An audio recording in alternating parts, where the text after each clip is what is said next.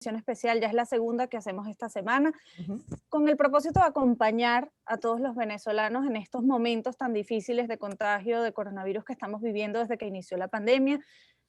Ya estamos quizás agotados, desgastados de lo que ha representado todo estos meses de pandemia. Sin embargo, es el momento más crítico en el que tenemos que hacer mayor esfuerzo para evitar el contagio y para estar informados y tomar las mejores decisiones para proteger a nuestros seres queridos y a nosotros mismos de ser parte de estas estadísticas tan dramáticas que estamos viendo producto de contagios de COVID-19. Bueno, agotamiento físico también y agotamiento emocional, Lila, como lo Ujú. revisábamos en la jornada anterior, esto representa un desgaste emocional para todos, es hasta espiritual y es por eso que Sí. hoy tenemos también esa parte espiritual que hay que reforzar, pero también tenemos la parte médica, ¿verdad? Vamos a estar revisando con connotados especialistas el tema de cómo está el coronavirus en nuestro país. Sí, y también vamos a estar teniendo testimonios de pacientes que han tenido COVID-19 en distintas presentaciones de la enfermedad. Ujú. Por ejemplo, vamos a tener el testimonio de una persona que tuvo una enfermedad muy leve, sin mayores complicaciones, pero también el de una persona que sí tuvo complicaciones y afortunadamente ya se encuentra recuperada. ¿Cómo vivieron esa experiencia? No solo del diagnóstico, sino de la enfermedad y la recuperación. Bueno, recuerden que pueden hacer sus preguntas. La idea de este programa es que también ustedes interactúen a través del hashtag Servicio Público UR, Servicio Público Unión Radio, hashtag Servicio Público UR para las preguntas que tengan con los especialistas o cualquier comentario que quieran hacer en torno a la pandemia y a las secuelas pues, que está generando, no solamente aquí en Venezuela, sino veíamos, Lila, el día de ayer, oye, Ujú. récord en Brasil, qué país tan Increíble. golpeado, Ujú. ¿no? Sí, y un Impresionante. colapso la prensa internacional habla de un colapso de los sistemas de salud, tanto públicos Sí. como privados, incluso las morgues se están viendo saturadas y lamentablemente no hay señales de que eso Interlocutor. pueda Ujú, cambiar ujú. pronto. Es decir, recordemos que Jair Bolsonaro ha sido quizás uno de los presidentes más criticados Sí. por el manejo que ha tenido con respecto a la pandemia, desestimando las recomendaciones básicas como por ejemplo el uso del tapaboca. Y quizás pueda parecer como algo de no mayor importancia, pero sí tiene mucha repercusión lo que representa la imagen de un presidente no dándole la Sí. importancia que tiene el tapaboca o el lavado de manos continuo o quedarse en casa si tienes algún síntoma. Sí, definitivamente. Bueno, lleva, ya hablamos de Bolsonaro, fíjate, lleva varios ministros de sanidad, Ujú. ministro de la defensa y le renunció parte del alto mando. O sea que las Sí, implicaciones políticas allá en Brasil del coronavirus, pues bueno, se las trae. ¿Y qué podemos decir tremenda. de Chile, de Lila? En Chile, bueno, récord de vacunación, un esquema de Sí. vacunación alabado incluso hasta por países desarrollados, pero no han podido minimizar los casos. Sí, muy complicado porque también hay responsabilidad individual. Todavía estas vacunas tienen Ujú. poco tiempo de haberse administrado, se está evaluando cómo se comporta el desarrollo de la inmunidad, si bien se habla de que sí se desarrolla, quizás no es inmediato, tienen que transcurrir algunos días, así que eso significa que no puedes bajar la guardia, es decir, incluso estando vacunado, la recomendación es continuar con los mecanismos de protección como el tapaboca, el lavado de manos y el Ujú. distanciamiento físico entre las personas, porque además, en algunos casos, estando vacunado, puedes tener la enfermedad. Lo que te protege la Ujú. vacuna es de tener una versión o una forma más Sí. grave de COVID-19, pero igualito teniéndola, eres capaz de contagiar a esa persona que no está vacunada. Y recordemos que los niños no están incluidos todavía Sí. en la mayoría de los planes de vacunación y en algunos países están excluyendo a mujeres embarazadas. Hay otros, como por ejemplo Estados Unidos, hay vacunas como Moderna y Pfizer, si no me Ujú. equivoco, que ya están reseñando en la prensa que están incluyendo a mujeres embarazadas en los protocolos de vacunación. Sí. Pero, Y los niños nacen inoculados ya.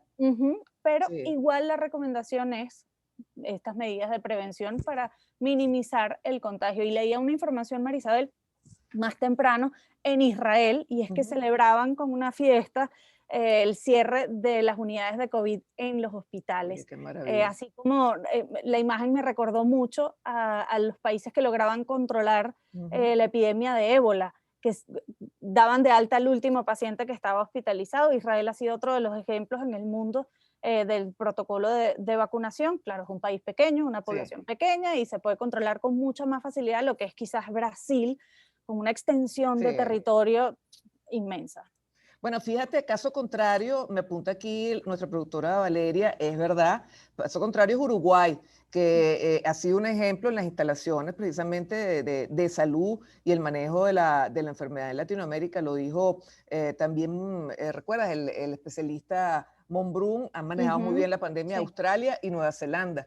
Así que bueno, tomar los buenos ejemplos, ¿no? sí. Es lo que queremos. Bueno, ¿qué tal si leemos noticias a esta hora? Porque queremos actualizarnos para que ustedes tengan el pulso completo de cómo va la pandemia tanto en Venezuela como en el mundo.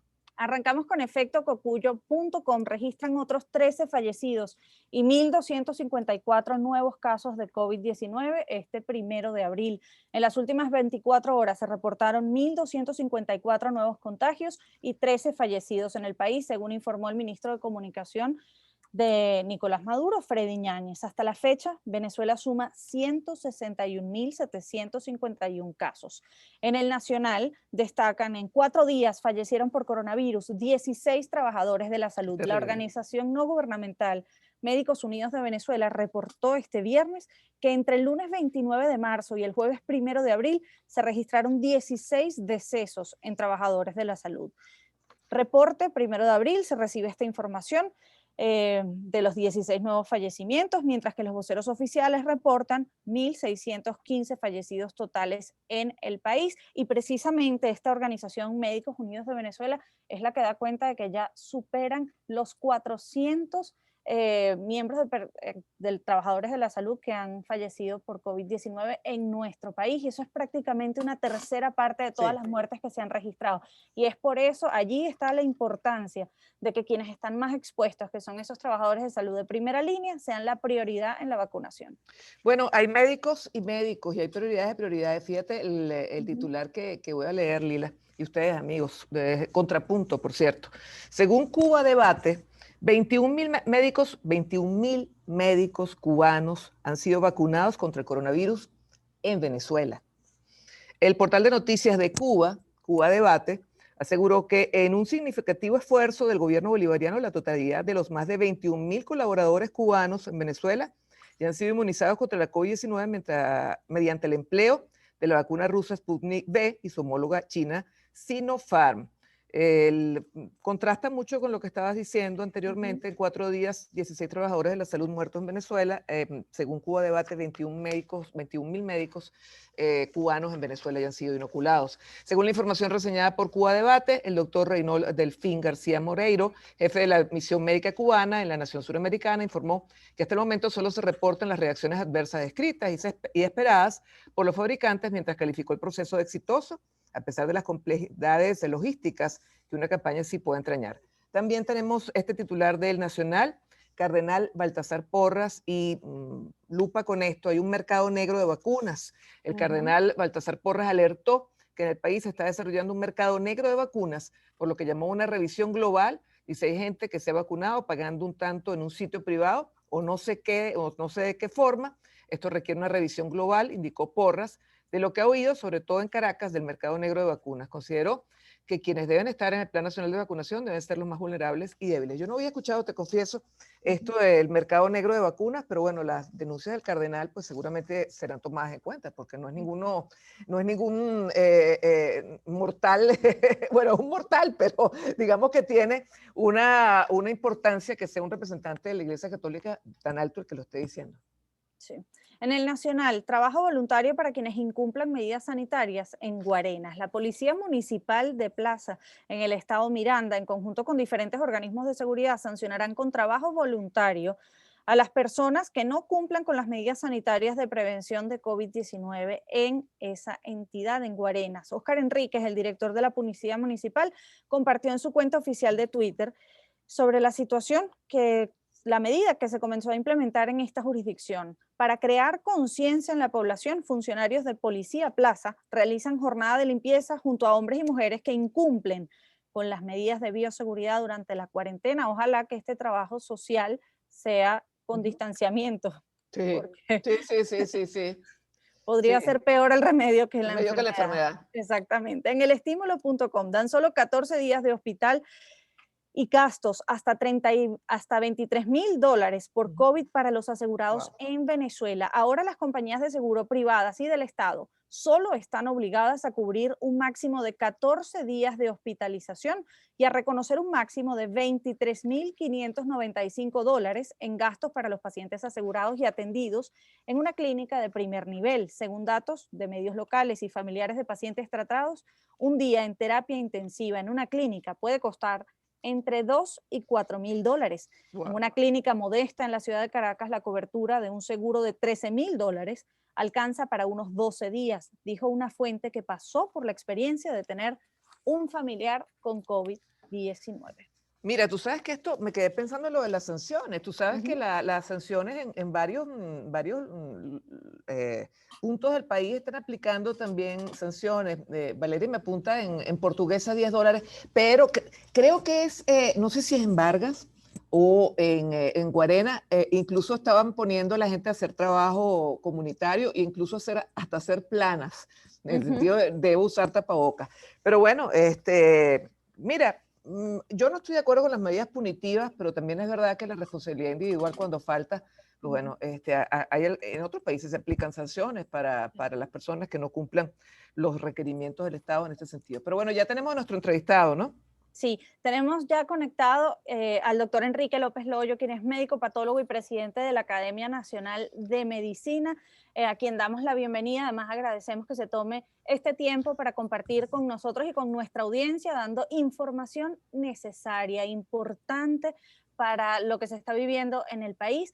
Y quizás el foco está puesto en el tema de la vacunación y más temprano, Marisabel, leía una información, una denuncia del cardenal Baltasar Porras que daba cuenta de un mercado negro de vacunas. ¿Qué está pasando y cuál es la recomendación con respecto al tema de las vacunas de la Academia Nacional de Medicina, doctor López Loyo? Buenas tardes, Lila. Buenas tardes, Marisabel. Buenas tardes. Sí, efectivamente, estamos en una fase que debemos cumplir de manera fundamental, que es la vacunación. En Venezuela, lo único que tenemos en este momento sobre la mesa son, haciendo una matemática sencilla, 200.000 dosis de la vacuna del Instituto Gamaleya de Rusia, le adicionamos 500.000 dosis que ha enviado Sinopharm, según ellos, como una donación, y recientemente acaban de llegar unas 50.000 dosis más para algo así como 375.000 personas. Y la prioridad definida como fundamental para el equipo sanitario, y a pesar de que ha habido denuncias de fuga para otras personas, todavía sigue en déficit esa prioridad en el equipo sanitario. Vemos cómo en las últimas semanas han muerto cantidad de trabajadores de la salud, y esto tiene que ver también con que no ha llegado a la totalidad la vacunación. Los trabajadores de salud totalizan poco más de 550.000 personas, tomando en cuenta el personal sanitario público y privado. Entonces, el estado de la vacuna hasta ahora es preocupante porque eso que está sobre la mesa no alcanza sino para el 1.5% de la población, y necesitamos proveer unas 30 millones de dosis para unos 15 millones de venezolanos, que sería, digamos, el punto de partida que podría generar algún tipo de protección de inmunidad comunitaria. La preocupación, además, esta denuncia que ha hecho el cardenal, realmente es muy, muy terrible esta circunstancia, pero tiene que ver con la Contraloría que se está haciendo al uso de estas vacunas. Tiene que ver con que el encargado de llevar adelante el programa, que es el Ministerio de Salud, debería tomar previsiones sobre quién está custodiando estas vacunas, cuál es la vía que llevan a estas vacunas. Además, es un riesgo significativo que alguien extraiga vacunas en condiciones de menos 20 grados y las coloque en su nevera y encima las comercialice. Bajo esa circunstancia, la vacuna se inactiva y además puede más bien generar una reacción por inactivación del principio biológico. Entonces, hay que hacer una alerta a las personas que si no están en un programa de distribución de vacunas que esté coordinado por el Ministerio de Salud, no deben hacer uso de estas formulaciones. Ya en Colombia hay una serie de personas que han sido detenidas porque ha habido un mercado secundario.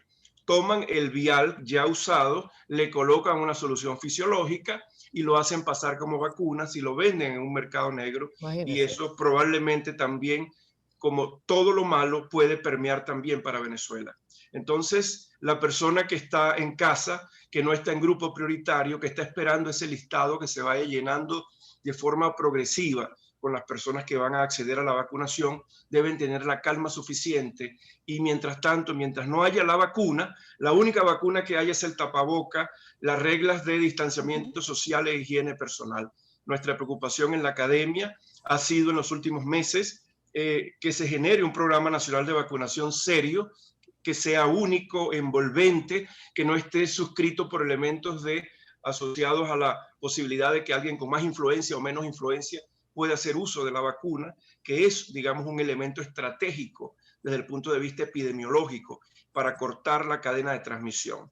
Debemos recordar lo siguiente: la persona vacunada no es que no va a tener la situación clínica de la COVID-19. Puede recibir nuevas inoculaciones virales, pero estas se pueden comportar clínicamente en curso leve y además van a evitar la mortalidad. Esto es fundamental. Pero también, eso es interesante. Déjenme hacer un alto allí, porque muchos piensan, yo realmente me incluía en ese grupo, que las personas que están vacunadas ya no les iba a dar coronavirus, pero por lo que usted dice, le pudiera dar, pero de manera muy leve. Sí, porque los componentes estructurales del virus, aunque están contenidos dentro de la vacuna y son reconocidos inmunológicamente, la entrada del virus es inevitable, que es una entrada universal a través de, en el caso de aerosoles, que es lo que le da mayor peligrosidad. Si fuese de otra naturaleza, los controles fuesen más directos hacia otras medidas, pero la medida general del tapabocas y el distanciamiento va a perdurar por mucho tiempo en la población nacional. Otro aspecto que es estratégico, no solamente que puede aparecer la infección, pero esa infección va atenuándose cada día más en los grupos poblacionales, y eso asegura que al no haber una velocidad importante de reproducción viral, las cepas nuevas o las nuevas variantes van a disminuir también de forma progresiva. Es decir, se desacelera el proceso de infección y en los próximos 6-8 meses algunas áreas van a quedar solo con características de endemia y no de características de pandemia, cuando algunos continentes vayan logrando la protección inmunológica. Eso nos preocupa a nosotros, puesto que si no alcanzamos un nivel de vacunación, vamos a hacer un foco realmente de traslado de infección activa a otras áreas que puedan haber estado ya con un control epidemiológico a partir de vacunaciones. Entonces, todos tenemos que abocarnos a este proceso de vacunación. Y ha habido muchas iniciativas. Recientemente Fede Cámaras ha hablado de una posibilidad de, con un proyecto, acceder a un número de 6 millones de dosis de vacunas, que ellos hacen una donación, que ellos la colocan a sus trabajadores para aumentar su productividad con mayor tranquilidad. Y es una propuesta loable. Y nosotros hemos apoyado la propuesta, sin embargo, que debe entrar dentro del plan nacional, que debe ser supervisada por el Ministerio de Salud y que debe además tener una Contraloría Social importante para evitar que finalmente la persona que tenga la posibilidad de pagar por ejemplo, en un bodegón la vacuna, vaya y se coloque una inmunidad de bodegón. Eso no puede pasar. Además, Marisabel Lila, el principio de la vacunación como estrategia epidemiológica tiene que ver con la equidad social, que todos tengan el acceso de la misma formulación, con la misma calidad, en un tiempo determinado y que les sea útil a esas poblaciones. Entonces, también favorecer a veces a grupos específicos de acuerdo a un nivel de ingreso sólido en divisas, etcétera, puede generar esa inequidad que no es la esperada. Entendemos que el llamado que ha hecho Fede Cámaras es un llamado como institución responsable, que está desesperada porque finalmente la vacunación no termina de tener una consistencia como programa. Y entonces aquí juega mucho que la sociedad civil apoye básicamente a las instituciones que estamos haciendo presión para generar que las vacunas que llegan a Venezuela tengan dos características. Primero, que sean aprobadas por organismos regulatorios internacionales ya demostrada calidad, como la FDA de los Estados Unidos o el Organismo Europeo de Medicamentos u otros que inclusive en el contexto de América Latina dan mucha seriedad al aval que le prestan a este tipo de formulaciones, como el Instituto Regulador de Chile, inclusive de Argentina y de Brasil. Pero nosotros no podemos esperar que candidatas a vacunas sean ofrecidas como vacunas, porque vamos a entrar en una fase experimental con unas vacunas que van a traer, de acuerdo a lo que ha anunciado el gobierno desde Cuba, y nosotros no estamos haciendo desde ya un bloqueo de la posibilidad de que eso ocurra, sino que se tiene que aleccionar a la población que al ser una candidata a vacunas todavía no reúne las condiciones de seguridad y capacidad de protección a la población en general. Además, por ser un estudio experimental, más de la mitad o casi la mitad de ellas serán formulaciones adecuadas de la vacuna, es decir, formulaciones biológicas de la vacuna. Y un porcentaje importantísimo, casi la mitad, va a ser placebo, agua con solución fisiológica o una solución fisiológica, una dilución. Como todos sabemos lo que es un placebo, por lo tanto no debe haber en las personas que estén interviniendo en este proceso de ensayo clínico una falsa sensación de protección. Claro. Entonces, básicamente lo que hemos hecho es dar un aleccionamiento del deber ser de las cosas, y si las vacunas cubanas cumplen con el protocolo internacional, primero, de calidad y fortaleza desde el punto de vista inmunológico, y son adecuadamente publicados su estudio científico en una revista internacional calificada, donde podamos nosotros observar que todos los pasos del protocolo de fase de investigación, en este caso 3, fueron bien llevados y que asegure una protección, nosotros no tendríamos problemas como institución de dar un aval desde el punto de vista de la calidad, de la probabilidad de que pueda ser usada en Venezuela. Nosotros no somos un organismo regulatorio.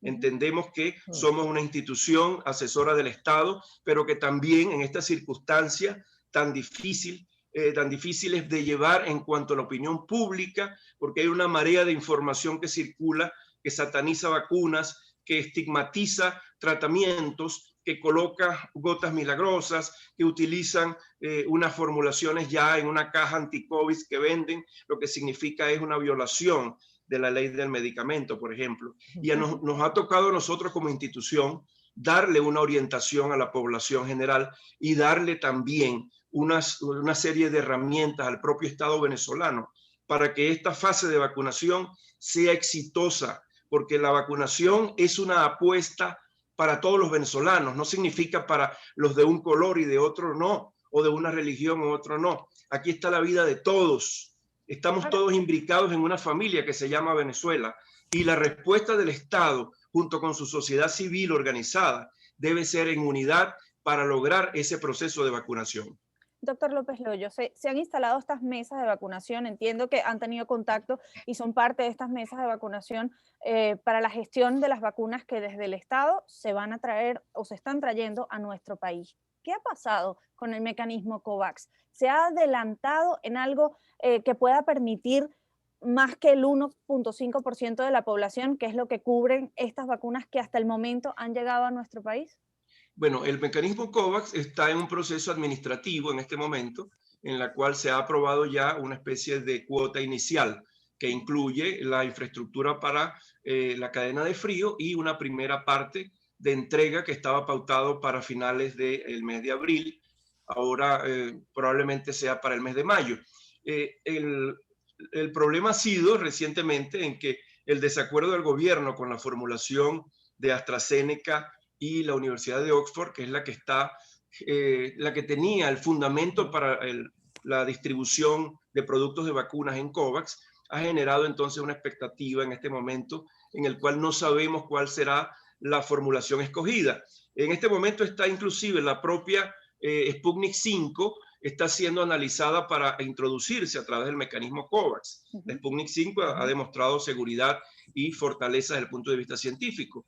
Y otras vacunas como la de Johnson & Johnson también están dentro de las opciones. El gobierno ha manifestado que le gustaría mucho la formulación de Johnson & Johnson porque es una sola dosis y además tiene un mecanismo de manejo en cadena de frío muy sencillo, que es una refrigeración de nevera.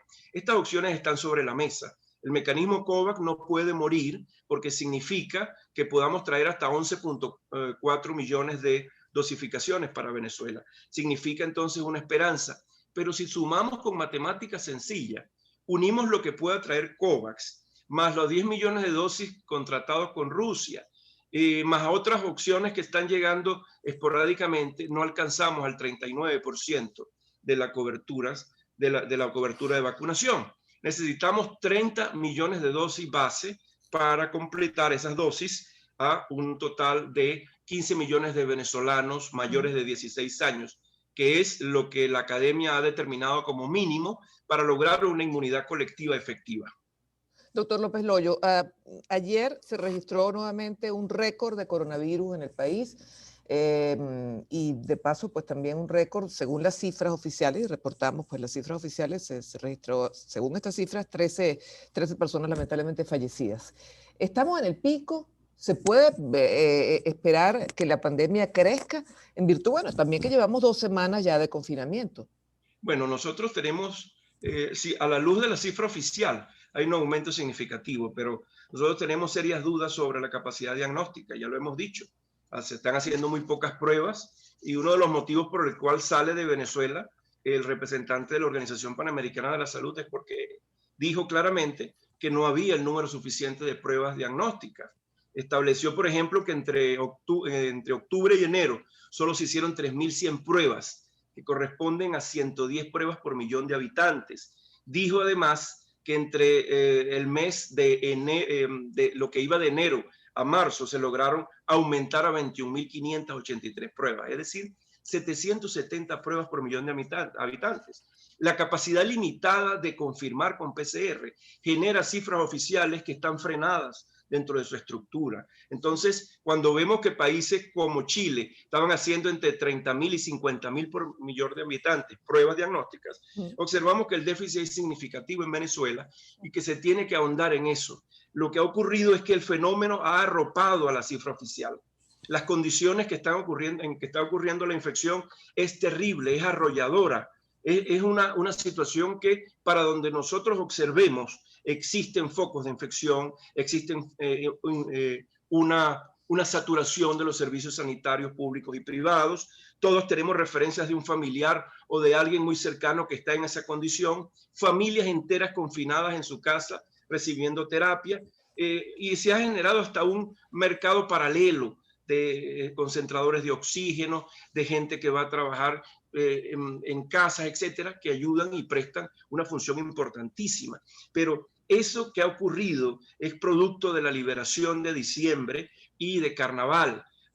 Una mínima proporción tendrá que ver la famosa cepa P.1 que viene de Brasil. Nosotros lo que hemos es recordado que el gobierno ha tenido que ajustar la norma ahora en Semana Santa, puesto que se ha dado cuenta que es contraproducente la medida cuando se hace una apertura en un país que tenía un año encerrado, una situación que es anómala para el venezolano convencional, y salió desmedido a todos los medios posibles de esparcimiento sin resguardo de ningún tipo, y es lo que está pasando ahora. Ese pico, todavía no hemos llegado a ese pico. Consideramos nosotros que todavía falta de lo que pueda ocurrir. Por lo tanto, el llamado es a protegernos todos y a tener una conciencia colectiva de que esta pandemia sigue un curso inexorablemente peligroso para nuestro país, que además ya tiene saturado su servicio sanitario, tanto público como privado. Nos corresponde a todos una responsabilidad individual y hacia lo colectivo de protegernos todavía con nuestras medidas sanitarias. No hay vacuna y la única vacuna es el tapabocas, la medida sanitaria de limpieza de manos y el distanciamiento social. Doctor López Loyo, usted ha mencionado un tema importantísimo y es el de los ilícitos farmacéuticos en este contexto de vacunación y en el contexto en el que la gente que está enferma o tiene un familiar enfermo está desesperado por encontrar quizás una cura. Y hemos visto denuncias y algunos sectores del mundo de la medicina se han pronunciado con respecto a algunos medicamentos o combos de medicamentos que se venden como el tratamiento. Aquí está un kit de tratamiento y eso no necesariamente es lo que están indicando los médicos, sobre todo para la fase inicial de la COVID-19. En este sentido, ¿qué decirle a esa persona que cree que Atamel, agua y reposo no es suficiente porque tiene coronavirus y es un virus que ha causado una pandemia? Muy bien. Lo primero es decirle a la gente que los tratamientos son individualizados, de acuerdo a la evolución clínica de cada persona. Hay personas que tienen comorbilidades y su afectación está asociada a esa comorbilidad. Por ejemplo, una persona con diabetes, el componente metabólico es el más afectado. Una persona cardiópata cursa con un problema de cardiopatía reagudizada y así sucesivamente. Las personas que tienen alguna debilidad son exacerbadas por la presencia del virus. Por lo tanto, no existe un medicamento único o un grupo de medicamentos únicos, sino que hay un bloque de tratamiento disponible para en el momento que se requiera se use. Lo otro es que no existe ningún tratamiento preventivo contra la COVID-19. No existe tampoco un tratamiento único. Lo que hemos visto como la proliferación de combos en organismos de distribución de medicamentos es absolutamente ilegal por dos motivos. Primero, que hay una violación flagrante de la ley de ejercicio de la medicina. Usted no debe entregar un kit de medicamentos, inclusive con indicaciones de uso, cuando el único que está, digamos, por la ley establecida para dar una indicación es el médico. Eso se llama prescripción facultativa. Las personas no deben hacer uso de una prerrogativa comercial para distribuir este tipo de medicamentos. El otro aspecto que es también ilegal es la violación de la ley del medicamento, donde hay un uso irracional de dosificaciones y distribución irracional de dosificaciones. Y nos llama mucho la atención que los sistemas farmacológicos del Distrito Capital están haciendo uso de distribución de estos medicamentos. Hacemos un llamado al fiscal general de la República, que fue muy activo hace 48 horas para detener a dos individuos mayores de 70 años que hicieron un comentario en redes sociales para que le ponga realmente el punto de inflexión a esta práctica que sí es ilegal y que la está propiciando el propio Estado venezolano. La distribución de medicamentos con propiedades de curación o propiedades de prevención es absolutamente ilegal y ahí la fiscalía sí tiene que tener algo que decir. Y además de ilegal es peligrosa, es decir, una persona que decida tomar ivermectina o por ejemplo anticoagulantes, ¿se puede estar haciendo daño? Claro que sí. La ivermectina, la persona que toma ivermectina, estoy seguro que no va a tener ni piojos, ni va a tener ningún tipo de liendres, ni ningún tipo de este tipo de elementos que son ectoparásitos, pero no le va a quitar ni le va a quitar la posibilidad de tener el COVID. Igualmente, en gotas milagrosas tampoco. Tiene que haber, porque le voy a dar una explicación sencilla. Todo medicamento que entra en el organismo tiene un metabolismo interno que ocupa una parte de un grupo de enzimático, por ejemplo, en hígado, que se llama el sistema de la P450, la cual por allí pasan todos los medicamentos, todos los elementos de depuración que tienen una vía de depuración hepática, el 80% así la tienen. Si usted toma ivermectina con el tratamiento que está tomando para la COVID o para la hipertensión o para la diabetes, va a haber un efecto en el cual los elementos de asociación a ese sistema enzimático están alterados, porque se ocupan con algo que no le está sirviendo de nada a la persona y deja de entrar a depuración todos los elementos que convencionalmente está usando en su tratamiento de hipertensión, de diabetes o para el propio COVID. Igualmente, el uso irracional de anticoagulantes produce un efecto contraproducente, produce hemorragia, genera una incapacidad de que el organismo sea capaz de detener los fenómenos hemorrágicos, aún la mínima herida que pueda uno tener en el organismo, en una herida sencilla en la cocina, etcétera. Y eso agrava la condición de la capacidad de las proteínas de regenerarse. Doctor, y aquellas personas que están tomando vitamina C, el tema también de los combos vitamínicos que están recomendando, ¿esto funciona? Todas las vitaminas usadas irracionalmente se hacen tóxicas. No es que yo voy a tomar 2-3 gramos de vitamina C todos los días. Eso es tóxico. Cualquier tipo de vitaminas en exceso es tóxico y solamente debe, en el momento que tenga la patología en ese momento, debe consultar si como coadyuvantes al tratamiento tienen algún valor. Hay personas aquí que todos los días se toman 4 y 5 gramos en conjunto de 4 o 5 vitaminas y se toman una vitamina D, por ejemplo, que puede ser tóxica en altas dosis y no son capaces de salir al jardín de su casa a llevar sol. Cuando por ahí, por esa fuente, pueden tener la obtención de vitamina D, por ejemplo. Pero hay una conseja que la gente tiene que usar antioxidantes que lo que terminan es haciendo el efecto contrario, oxidando el metabolismo orgánico y produciendo mayor daño, porque toda vitamina en exceso es igual que toda agua en exceso, también es tóxica, porque llega un momento en que el organismo no puede manejar los excesos de esos elementos. Doctor López Loyo, los antibióticos, que también es común escuchar a gente que arrancó, tan pronto le dieron el diagnóstico, a tomar antibióticos. No, el antibiótico no se usa para virus.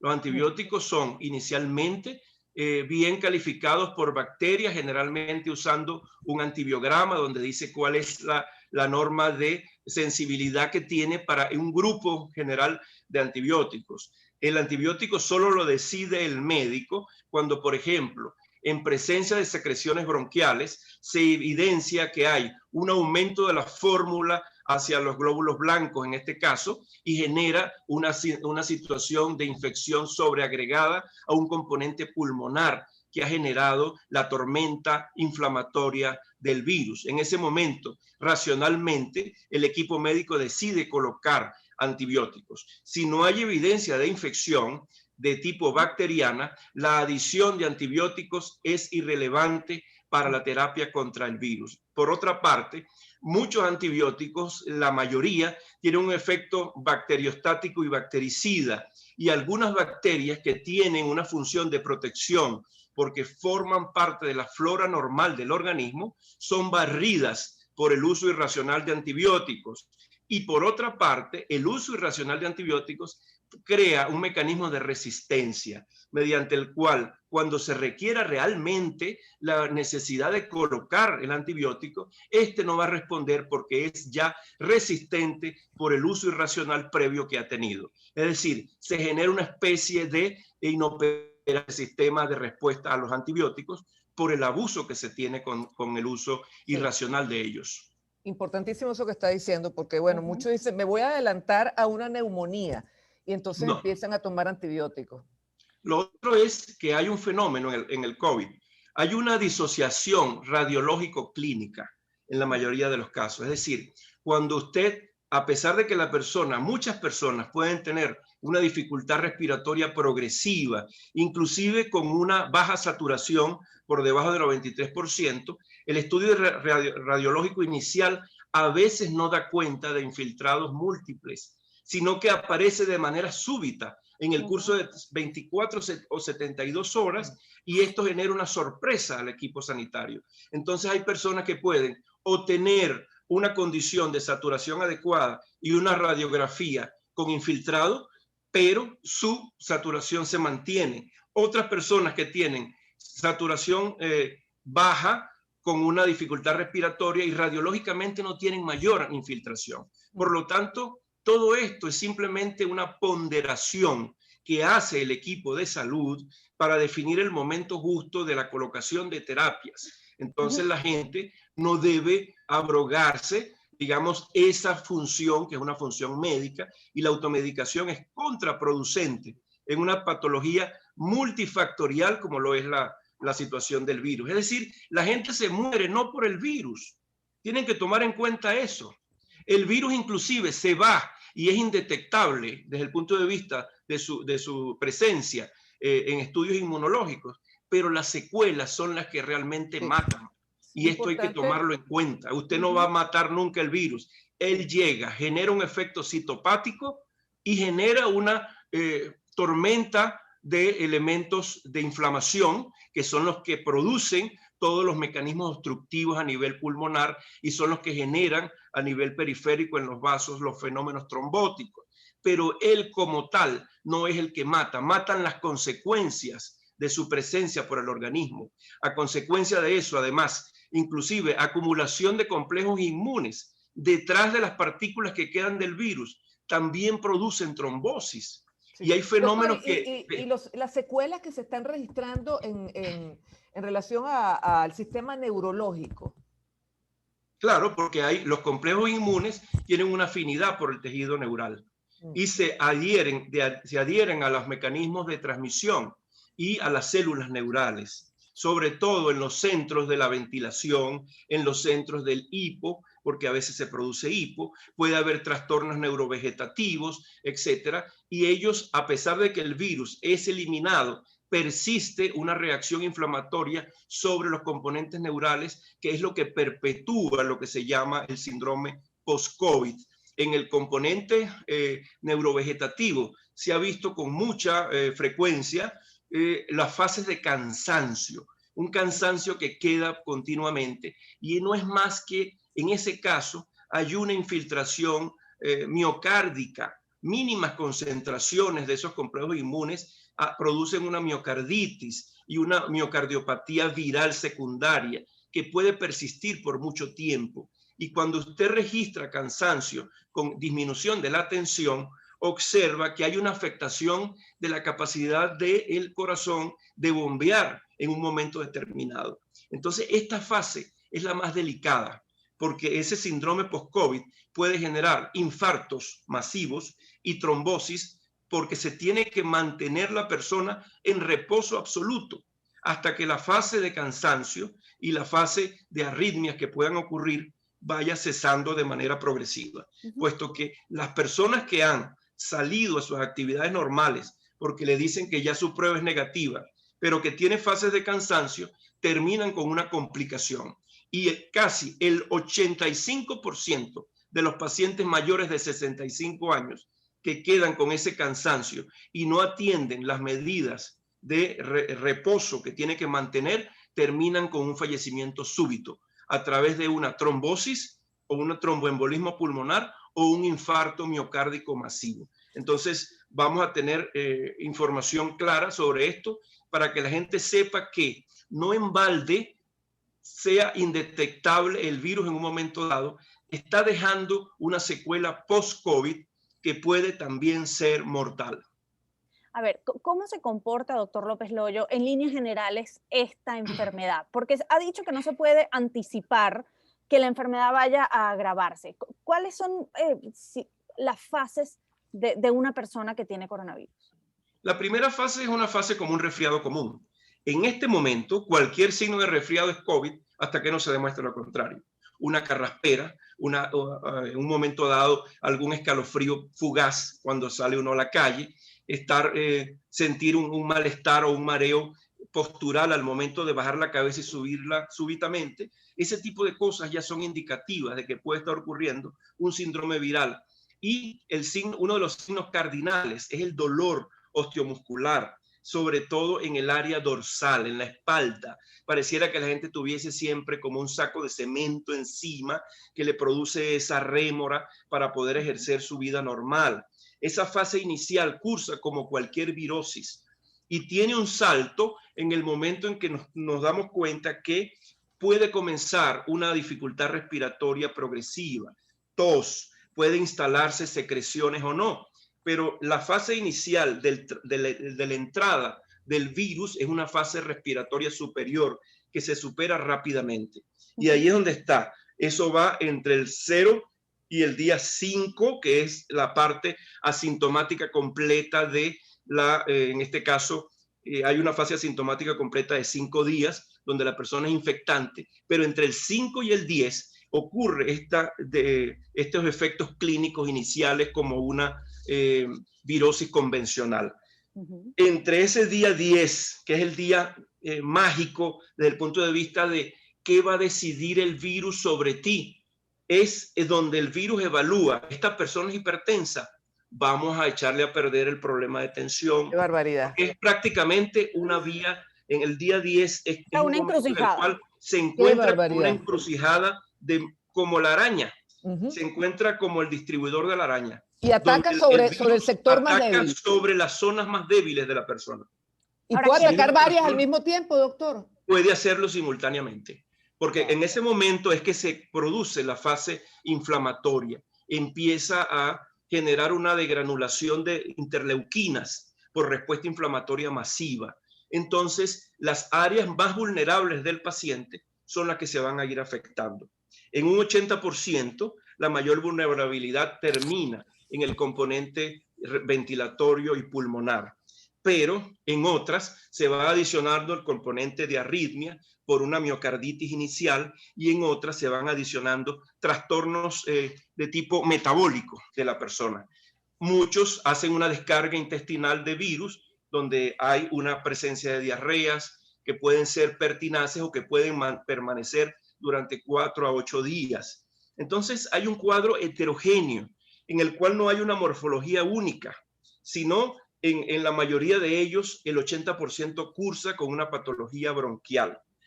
Cuando se le hace estudio a ese bronquio, se ha determinado que el bronquio está siendo afectado y que termina yendo hacia el sistema ventilatorio de los alvéolos, que son como las hojas del árbol. Los bronquios eran los troncos, y pasa a los árboles, se distribuye de manera tan difusa, que genera infiltrado inflamatorio en cada una de esas zonas. Entonces es una delgada pared que normalmente hace el intercambio de oxígeno, y esa pared delgada hay un engrosamiento de ella que impide que la función de entrada y salida de oxígeno se cumpla. Y allí es donde comienza a disminuir de forma progresiva la concentración de oxígeno que nosotros medimos. Al bajar de 93 es un signo de alerta, porque ya ha habido una ocupación significativa de ese árbol bronquial. Entonces allí debe necesitar de manera adecuada el consejo médico para ver cuál es el manejo más adecuado. Si utiliza broncodilatadores, si le coloca dosis de esteroide para aumentar la capacidad ventilatoria, y si es necesario o no en ese momento adicionar un antibiótico, porque esa inflamación termina siendo conquistada por bacterias que están en el ambiente. Wow. Entonces ahí es donde viene el momento del antibiótico. Entonces se mantiene esto. Se ha demostrado inclusive que el uso irracional inmediato de ventilación con oxigenación a presión positiva es contradictorio, porque lo que hace es de manera inicial aumentar el taponamiento del árbol bronquial que hace intercambio de oxígeno. Entonces, esto lo digo yo como patólogo que conozco los fenómenos fisiopatológicos más íntimos de la célula, porque además en algunas áreas la presión positiva de oxigenación produce una atelectasia por ruptura, se rompe, explota el componente de cada uno de los alvéolos o de los manojos de alvéolos, y se produce un mayor daño. Doctor López Loyo, en los informes que ha hecho la Academia de Medicina, ¿qué porcentaje de pacientes en este día 10 se complican y cuáles no? ¿Cuáles deciden, bueno, el virus no hace nada más? Bueno, nosotros la Academia no ha hecho un estudio clínico convencional en grupos de pacientes venezolanos. Recientemente yo hacía una revisión para una publicación próxima sobre los aspectos clínico-patológicos, e identificamos allí que hay un porcentaje variable entre el 2 y el 8% que tienen esa capacidad de llevar a una gravedad inmediata del paciente, y esos son los que van generalmente a mortalidad. Entonces, esos primeros días son cruciales. Persona que teniendo COVID genera una complicación ventilatoria de manera rápida, es persona que tiene una alta probabilidad de mortalidad por la patología, puesto que le ha afectado de manera rápida y el proceso de inflamación en esa persona ha sido más devastador y ha reclutado más zonas de inflamación en el caso del pulmón, porque la mortalidad real de manera inicial se cumple por un fenómeno de una pérdida de la relación ventilación y perfusión, es decir, menos oxígeno y mayor demanda de oxígeno. En ese momento se pierden entonces los controles de básicamente el sistema de ventilación que está en el bulbo raquídeo, que también es afectado por el virus, y se produce una especie de cierre del switch que está allí, que produce los mecanismos ventilatorios normales. Es decir, observamos que es una patología realmente detestable desde el punto de vista médico. Sin embargo, recordar que es un porcentaje pequeño. Es un porcentaje pequeño. La mayoría cursa. Sí, la mayoría sobrevive. Okay. En este momento la mayoría sobrevive y la mortalidad está asociada básicamente con la edad. Es devastador por encima de los 70 años. Y en Venezuela ha sido también la curva de presentación de la mortalidad. Sí, es una doctor. patología realmente terrible, es una patología multisistémica, es una patología y que además sabe llegar a los sitios más débiles de cada uno de nosotros. Por lo tanto, tenemos que cuidarnos. Hay una pregunta, doctor, que tiene que ver con los exámenes de sangre que se piden, nos dicen en este caso, para anticiparse, si es posible, al tema de los trombos, ¿no? Y tomar algún tipo de medidas en ese sentido. Entonces, nos dicen algún tipo de exámenes que están pidiendo, el dímero D, también piden hematología completa, PCR, la ferritina, ALT, AST. ¿Realmente hasta qué punto puede la ciencia anticiparse de estos desencadenantes de la enfermedad? Bueno, ya cuando se hace dímero B, dímero D y la ferritina, qué sé yo, son, digamos, proteínas proinflamatorias. Es cuando ya ha ocurrido una fase intensa de inflamación, ha habido una difusión de la patología multisistémica, pero no tienen un valor predictivo real, sino cuando van, una vez que decaigan las condiciones clínicas de la presentación de la COVID, allí se va disminuyendo de forma progresiva estos elementos.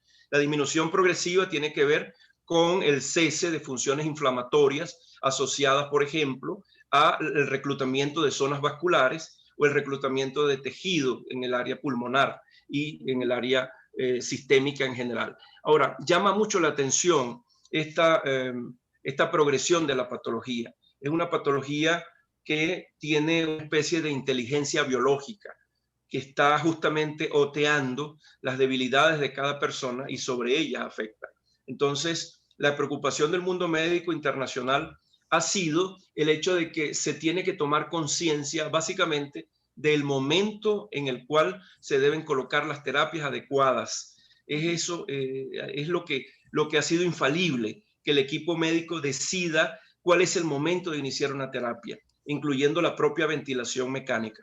Y además, doctor López Loyo, dado este panorama que describe y lo que puede ocasionar, así sea en un porcentaje pequeño, este virus, la importancia que tiene la prevención y proteger precisamente a esas personas que tienen esas patologías o que condiciones que los hacen mucho más vulnerables. En este momento esto es más importante que nunca. Sí. Utilizar el tapaboca, utilizar el lavado de manos de manera frecuente y proteger a las personas mayores. Sí, es fundamental. Le digo que en este momento el virus está circulando en todo el país, en todos los espacios, en todas las áreas de trabajo, en todas las áreas de difusión de personas. Por lo tanto, la protección debe ser fundamental y mantener esas medidas de protección. Cualquier descuido en áreas masivas de asistencia de personas puede llevar a que las cargas virales entren vía respiratoria y generen este tipo de problemas graves. Bueno, y además, para cerrar, una de las cosas que me parece quizás más importante de lo que ha dicho, y me quedo con esta reflexión para despedir, es que cuando se daña el carro uno no llama a su manicurista o a la que le saca las cejas, uno llama a su mecánico. Y yo no iría a cortarme el pelo con el jardinero. Sin embargo, me sorprende la cantidad de gente que dice que su vecina, que es excelente repostera, o un abogado muy competente, le indicó un medicamento para tomarse. Las cajitas, las cajitas, los combos anti-COVID. Y estamos hablando de que todos los mejores cerebros en el mundo de la ciencia tienen desde el inicio de esta pandemia fajados trabajando, desarrollando vacunas o medicamentos. Si su vecina, que es maravillosa repostera, tuviese la cura contra el COVID o el medicamento ideal, sería la jefe médico de un laboratorio, no sería su vecina haciendo tortas. Es una situación que lamentablemente te voy a decir por qué ocurre. La gente tiene miedo a morir. La gente tiene miedo a dejar este mundo con hijos, con situación de minusvalía. Tiene miedo a dejar a su familia sola. Aquí ha habido casos de familias que se han quedado sin padres, niños huérfanos, terminan en casas de tíos, muchos de los cuales también mueren. Entonces, realmente el problema del COVID ya es un problema sociopático. Se ha convertido en una sociopatología que está asociada al tiempo en el cual la persona pierde su capacidad de reflexionar en un momento dado, solo pensando en el futuro de ellos, de su familia, de sus hijos, y lo lleva a estas medidas desesperadas a usar este tipo de recursos que no son los normales. Es la misma situación que ocurre cuando nosotros estudiamos la parte de etnomedicina, que la persona puede tener, por ejemplo, una patología como cáncer y termina acudiendo a un brujo, a alguien que le da una esperanza de curación. O sea, exactamente lo que está ocurriendo ahorita.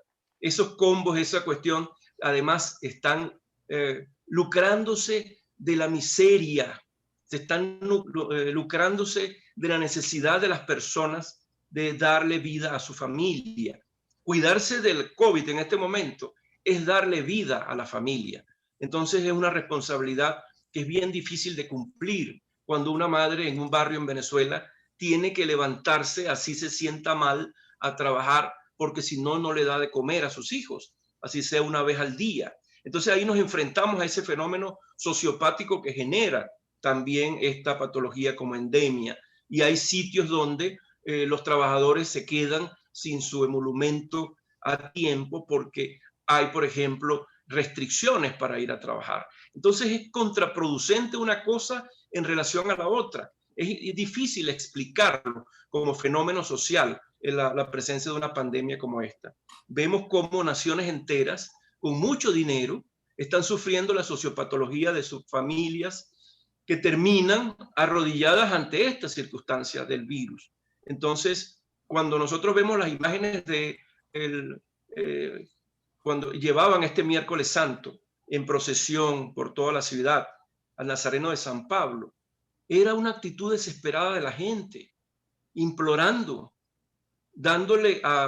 concediéndole al Nazareno la posibilidad de que le cubra con su manto, que le dé una ayuda a su espíritu para mantener la fortaleza. Aquí nuestras personas se están desplomando desde el punto de vista emocional, cuando ven que una persona vital, joven, fallece inclusive, cuando ven que sus padres, sus abuelos fallecen. Entonces, realmente hay que verlo desde una dimensión múltiple, lo que está pasando con esta pandemia. Claro, es un fenómeno social, un fenómeno yo quisiera ver también el vaso medio lleno, y la buena noticia es que hay vacunas en el mundo. Hace algunos meses no había vacunas, pensábamos que era una enfermedad que, bueno, iba a tardar un tanto. Ya hay vacunas en el mundo y lo que hay que poner es la voluntad política, la voluntad nacional, diría yo, para que esas vacunas se hagan realidad aquí en nuestro país. Doctor López Loyos, tenemos el tiempo encima ya. Queremos agradecerle ampliamente que haya venido aquí, haya compartido con nosotros. Mire, nos aclaró, por lo menos a mí, Lila, me aclaró una cantidad de dudas que yo tenía tremenda en relación al curso de la enfermedad. Y bueno, muchísimas gracias además por todo el trabajo de la Academia de Medicina. Saludos, Lila, Marisabel, a todos. Chao. Que muchísimas gracias.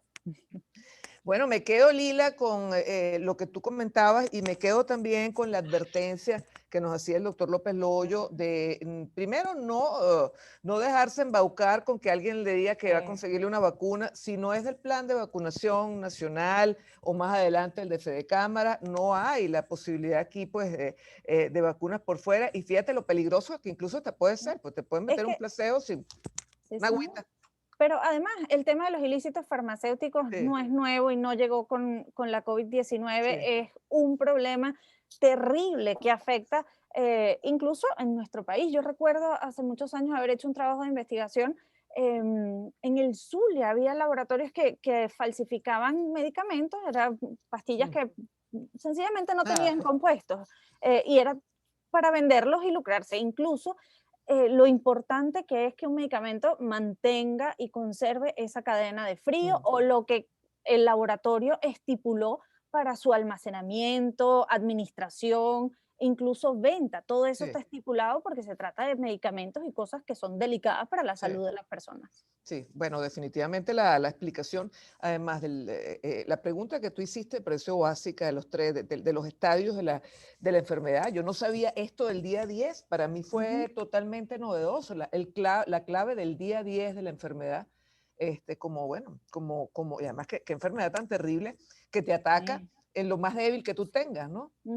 Sí, pero ya tenemos precisamente a nuestra próxima invitada conectada vía Zoom, Marisabel. Se trata de Alejandra Maya, ella es administradora, tiene 37 años y presentó precisamente un caso severo de COVID-19 y la tenemos con nosotros para que comparta su testimonio, su experiencia, cómo fue el tránsito de esta enfermedad y cómo se encuentra ahora. Alejandra, ¿nos escuchas? Sí, hola, buenas tardes, ¿cómo están? Hola Alejandra, ¿cómo estás? ¿Cómo te sientes ya? ¿Hace cuánto tuviste Bien, COVID? desde el 14 de marzo. Ah, ok, ya estás mejor. Sí, sí, ya estoy mejor, súper mejor desde hace 10 días más o menos. Sin embargo, tuviste un caso severo de COVID. ¿Cómo comenzó y cómo fue el desarrollo de la enfermedad en tu caso particular? Porque esto es una enfermedad más que cada caso pareciera bastante particular. Bueno, mi caso fue que amanecí el día domingo con síntomas de que me sentía rara, como escalofríos, dolor del cuerpo. Cuando me voy a cepillar, que me levanto en la mañana, no siento el sabor de la crema, no siento el Listerine. Ujú. Salgo corriendo a la cocina, no huelo el vinagre. Entonces dije, no, le dije a mi esposo, yo creo que tengo COVID. Le escribí de una vez a mi tía, que es infectóloga, Ujú. y le dije, creo que tengo COVID. Me llamó enseguida, le dije los síntomas, seguro. Bueno, me fui corriendo a las Mercedes a hacerme el examen y bueno, positivo. Ujú. A partir de allí, ¿qué Y pasó? ahí, bueno, a partir de ahí es una enfermedad que, bueno, que da mucho miedo, pienso yo, porque, o sea, tenía fiebre, malestar, dormía mucho, cosa que no es usual en mí. Y el día lunes, cuando me dan el resultado, viene el miedo que te dicen, eres positivo. Oh Dios, tengo hijos, bueno, no sé, como que la mente se te nubla un poco. Ujú. El día martes, creo que sí, el día martes me hicieron la tomografía y yo hasta después de varios días supe que estaba algo como que, algo malo, pues por decir algo, porque tenía varias cositas que tuvieron Alejandra, que hospitalizarme en casa. hasta ese momento, a ver, empezaste con síntomas un día domingo y Domingo. dijiste que lo que tenías era como malestar en el cuerpo, Sí, pero como, yo como que me lo imaginaba porque me sentía ok, súper rara pero, de verdad. pero cuando te haces la tomografía ya el martes, para ese momento, ¿habías tenido algún síntoma adicional? ¿Habías tenido Sí, quizás fiebre, tos? Ujú. no tuve fiebre, tos tos, pero poca tos, no fue mucho. Ujú. Ujú. Y nada, me sentía muy cansada y eso, que dormía mucho. O sea, estaba acostada y me cansaba, me paraba, era que cuando se iba al baño y me acostaba otra vez, aislada en mi cuarto. Claro. Ah, te aislaste de tu familia. Sí, sí, yo tengo una niña pequeña de 6 años y era difícil, Claro, que se asomaba, doble tapaboca ambas, y se pobrecita. asomaba por la puerta de, cuando te puedo dar un beso, cuando te puedo Claro, abrazar. claro. En tu caso no tenías personas mayores alrededor. Personas No, mayores. Ok. no. Mm. Mi esposo, que tiene 39, y mis dos chamos. Alejandra, ¿y te hospitalizaron en casa? ¿Cómo es eso de hospitalizarte en casa? Ujú. Bueno, cuando me hacen la tomografía, mi tía se va moviendo y no hay nada, no hay cupo en las clínicas. Ujú. Y entonces, bueno, con su equipo de trabajo me tenían monitoreada, venía todos los días una señora a colocarme todo el tratamiento, una enfermera, y la doctora me visitaba todos los días al final de la tarde para ver cómo iba la evolución. Y llegaste. ¿Necesitaste oxígeno? Exacto. Ujú. Sí, Mm. pero como en 2 oportunidades tenía la máquina alquilada, el equipo, y como en dos o tres oportunidades fue necesario colocármelo, para sentirme mejor, porque me bajó la saturación. Te estabas midiendo la saturación a cada rato, me imagino, ¿no? Sí, pero me pasó algo curioso con eso, porque yo me había hecho las manos, la pintura permanente. Ujú. Y cuando al parecer como que el equipo no capta bien la Claro, saturación, y claro. una broma como 80 y algo, o sea, fue una locura. Gracias a eso también, bueno, vamos a hacer la tomografía, todo eso, y después cuando la doctora me vino a visitar, me dice, ¿tienes uñas de pintura permanente? Sí, me tuve que quitar en un solo dedo para Pero poder muy medirla bueno bien. saberlo, porque Sí, precisamente dale. el miércoles cuando conversábamos con Julio Castro y nos Ujú. explicaba todo el tema de la saturación en oxígeno, hablaba que había factores que podían quizás alterar esa medición y ahora que lo dices tiene todo el sentido. Oh, Pues, no, sí, sí, sí, Semilla tiene con el sentido. dedo. O sea, me tenías que dar la mano pintado todos los 9 dedos y el dedo índice sin pintar, pues. Y hoy, ahora que puedo tomar de esa experiencia es que o me hago los 9 dedos permanentes y uno no, o me hago todo normal. Alejandra, ¿cuánto tiempo desde que pasaste hospitalizada en casa y en qué momento empezaste a sentirte mejor? Mira, si empezamos el martes la tomografía, me empecé a sentir mejor el día sábado, Ujú. que ya llevaba varias dosis de Remdesivir. Sí, empecé el Y se consigue, miércoles, jueves, sí, viernes, sábado, 4. el Remdesivir es un medicamento que lo están recomendando en algunos casos, no todo el mundo, por favor, ahora todo el No, mundo. eso es cuando te diga el médico. O Sí, sea, lo exacto. primero que hay que hacer, siempre, o sea, Sí. si tienes una sospecha de COVID, tienes COVID hasta que se demuestre lo contrario. Sí, sí. Mira, Y una vez tenemos un consulta a caso, tu médico. Alejandra, tenemos un caso, bueno, tú nos estás contando tu caso que te hospitalizaron en la casa, pero vamos a conversar con Luisa González Mundarain, ella es pediatra, ella tuvo COVID, pero caso leve. Luisa, ¿no es así? ¿Cómo es eso de un Así es, COVID así es. leve? ¿Sabes que Claro. a mí me da miedo el COVID leve porque, oye, tú puedes haberlo tenido y no te das cuenta, ¿no? Así es, así es. Fíjate que yo comienzo mis síntomas 2 días después del comienzo de los síntomas de mi hija. Ujú. Mi hija llegó del trabajo 2 días antes, con mucho dolor de cabeza, directo a su habitación. Me llama la atención y yo entro a verla. Cuando la veo, me dice que le duele mucho la cabeza, se siente muy mal, la toco y está caliente, le tomo la temperatura, oh sorpresa, tenía fiebre. En ese momento me sentí que iba en una montaña rusa y de repente ya estaba llegando sin darme cuenta al punto más alto de la montaña rusa. Y ahí dije, bueno, ya va, vamos a pararnos un poco, vamos a echar manos de tus herramientas en mindfulness, que oportunamente pues pude hacer un taller al principio de la pandemia de manos de una gran amiga para eso y dije, bueno, vamos a vivir el momento. Esta fiebre en una niña sana, esto probablemente es COVID. Vamos a aislarlos, vamos a llamar a nuestro médico tratante para seguir las indicaciones que nos hagan, evidentemente. Ella se quedó en su habitación con su tratamiento sintomático y el resto de la casa estábamos con aislamiento, digamos, tapabocas intradomiciliarios, porque no, yo vivo con mi esposo, con mi hija y con mis padres que tienen 84 años. Wow, qué susto. Entonces, bueno, sí, con mucha paciencia, viviendo el momento, el día de hoy, sin adelantarnos hacia el mañana y manejando sobre todo el miedo, vamos a esperar el resultado de sus laboratorios y de su PCR, que la íbamos a tomar 3 días después. Ese tercer día, yo empiezo a hacer síntomas, empiezo a tener una tos muy leve, una tos seca, que en cualquier otro momento hubiese dicho, pues esto es una tos alérgica, lo que llamamos tos alérgica, sin ningún otro malestar. Sin embargo, ese mismo día llega el resultado de la PCR de mi hija positivo. O la sensación de terror y de miedo que uno siente cuando lee el nombre y el resultado es indescriptible, independientemente de que la evolución ha sido en esos 3 días muy buena y indistintamente de la edad que tú puedas tener. En ese momento, pues otra vez hice gala de mis conocimientos en mindfulness y vamos a vivir el hoy. Ella es una muchacha joven, vamos a esperar, vamos a seguir manteniéndonos con nuestro tratamiento sintomático y en contacto con nuestro médico tratante. Y yo voy a esperar en aislamiento mi evolución a ver si es necesario hacerme la PCR, ya casi convencida de que sí. Claro. Al día siguiente, pues tuve un poco de malestar, dolor de cabeza. Estuve acostada todo el tiempo en mi habitación, también directamente en aislamiento también. Claro. No llegué a presentar fiebre, sí mialgias, o sea, un poco dolores musculares, sobre todo a nivel lumbar, pero con acetaminofén y con naproxeno pues cedían fácilmente.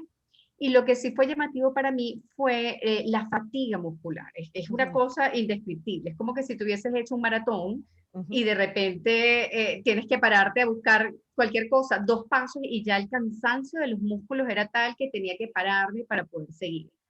Eso yo creo que fue lo más llamativo en mi caso y la pérdida del apetito. Perdí un poco el olfato unos 4 días y más nada. Sin embargo, yo creo que el síntoma más importante de esta enfermedad leve, moderada o severa es el miedo y la angustia. Sí. O sea, uno tiene que aprender a manejarse en la expectativa y hacer uso de eso, del vivir el momento. No te adelantes. Si el 90% de los pacientes hace una enfermedad leve o moderada, pero salen bien, ¿por qué adelantar el sufrimiento por algo que no ha pasado? Vamos a esperar y efectivamente, pues vamos a esperar con confianza y con fe. Yo me siento bien, cada día agradecida, me siento bien, mi hija está bien. A las 48 horas de haber empezado yo, cayó mi esposo con escalofríos, sudoración, mialgias bastante intensas. Bueno, nuevamente el mismo tratamiento, vamos a Pero esperar. claro, seguramente tu miedo sobre todo era por las personas mayores que viven con ustedes. Exactamente. Era tu miedo mayor. Así es, tal cual. Nosotros pasamos nuestros días contando los días y el día 9 del inicio de mi enfermedad, que ya prácticamente iba yo prácticamente sin síntomas ya hacia la salida de la montaña rusa, siempre me conectaba por videollamadas con mi mamá, con mi papá y mi mamá que estaban del otro lado, ¿no? Con un aislamiento solo para ellos, y oigo a mi mamá toser, pero una tos que no es normal. Era una tos que yo dije, bueno, esta tos es coronavirus. Sí. Nuevamente la montaña rusa empezó a velocidad máxima hasta llegar a la cúspide y dije, bueno, nada, vamos a calmarnos, tengo que salir, salgo de mi aislamiento, de mi habitación, examinar a mi mamá, medirle la saturación, vamos a ver dónde estamos parados y nuevamente vamos a vivir un día a la vez, siempre con el apoyo de pues, mis amigas médicos tratantes. Claro. ¿No? Mi mamá y mi papá evidentemente estaban infectados, mi papá hizo una enfermedad asintomática con 84 años. Gracias a Dios. Y mi mamá sí tuvo una enfermedad un poquito más larga, con sus altos y bajos, pero siempre manteniendo una buena saturación y con una evolución pues totalmente satisfactoria. O sea, estuvieron todos en la casa con coronavirus, ¿viste esto, todos Lila? con coronavirus. Y además todos. es una cosa que uno está escuchando últimamente con mucha más frecuencia y no había sido así al principio de esta pandemia o de la enfermedad, que no era tan frecuente gente diciendo, no, la familia completa se enfermó. Y quizás eso tiene que ver con que en la casa uno suele relajarse un poco más, Claro. ya te sientes seguro, Así las personas con las que compartes, estás en contacto con ellas de manera cotidiana y quizás se nos olvida lavarnos las manos o el alcohol o quizás mantener un poquito de distancia con el que sale. Sí, exactamente. Relajamos las medidas, sobre todo el uso de tapabocas. Uno siente que uno se cuida mucho afuera y al llegar a casa ya tú dejas el tapaboca porque se supone que va a ser un ambiente donde ya no estamos expuestos y llegó el virus y pues evidentemente todos nos infectamos a pesar de haber tomado medidas precoces de aislamiento cuando comenzaron los síntomas, pero bueno. Sí. ¿Hubo alguno que necesitó oxígeno? Ninguno. Gracias a Dios. Ninguno, Ahora, ni siquiera mis padres. me llama la Tuvimos una atención. evolución bastante satisfactoria, Gracias. con síntomas leves a pesar de la edad. Las dos, tanto Luisa como Alejandra, y también en la transmisión anterior era una de las cosas que yo le describía a Marisabel contándole mi experiencia teniendo COVID-19, hablaron del miedo. ¿Qué herramientas, además del mindfulness y tratar de vivir el momento y no adelantarse quizás a pensar escenarios que quizás son para un porcentaje muy reducido de las personas que se contagian, pero cómo manejaron ese miedo, Alejandra, en tu caso, que estabas con oxígeno en casa? Bueno, leyendo mucho, haciendo visualizaciones de sanación, de buscar que la mente domina todo. Entonces, si tú tienes pensamientos negativos, vas a estar mal. Entonces, tratar de llevar todo positivo, como dice la doctora, un día a la vez. O sea, pensar en el momento, en la mañana, cómo estoy, cómo es mi evolución y vivir en el aquí y el ahora. El aquí y el ahora. Bueno, fíjate que estas herramientas emocionales, Lila, que nos dieron en la transmisión pasada, psicólogo y psiquiatra, funcionan, ¿no? En el caso de Alejandra, bueno, herramientas de visualización, en tu caso, mindfulness. No desechemos estas herramientas porque el miedo es una de las principales características, como tú dices, Lila, y que sale a flote desde el principio. Y el apoyo del grupo familiar y de los amigos también es importantísimo, es importantísimo. Saber que tienes a alguien a mano a través de un teléfono que te pueda dar ese apoyo emocional y físico en la logística. Es que te voy a preguntar, a eso iba, porque muchos están ahorita con el tema de la logística. Si nos enfermamos todos en la casa, en tu caso, que están enfermos todos, ¿quién prepara la cocina? ¿Quién cocina? Así es. Yo tuve que echar mano de mis hermanos y mis cuñadas, porque mi papá y mi mamá quedaron solos en la casa y nosotros tres aislados. Entonces mis hermanos hacían la comida o la compraban, la dejaban en la puerta de la casa, mi papi y mi mami recogían la comida y nos las dejaban en una mesita que habíamos dispuesto en la puerta de la habitación para que cuando ellos ya se alejaban, abríamos la puerta, vestidos y desinfectados, agarrábamos la comida Qué y locura. podíamos entonces comer. Qué locura de enfermedad Alejandra, y qué locura dinámica. Y en tu caso, Alejandra, ¿alguien más en tu familia se contagió? No, gracias a Dios, le vinieron a hacer la prueba a mi esposo, a mi hijo mayor y a mi hija pequeña y todos salieron negativos. Uy, qué Ujú. bien, qué buenas medidas La de aislamiento. nana, O sea, en el caso de, o sea, ellos te atendieron a ti y no tuviste problemas logísticos, ¿no? no hubo problemas logísticos entre... Sí. ¿Y sabes en dónde te contagiaste? O sea, porque una de las dudas, en mi caso yo lo tengo claro, porque pasó un caso similar al de Luisa, o sea, un familiar cercano había dado positivo y, bueno, vivimos juntos.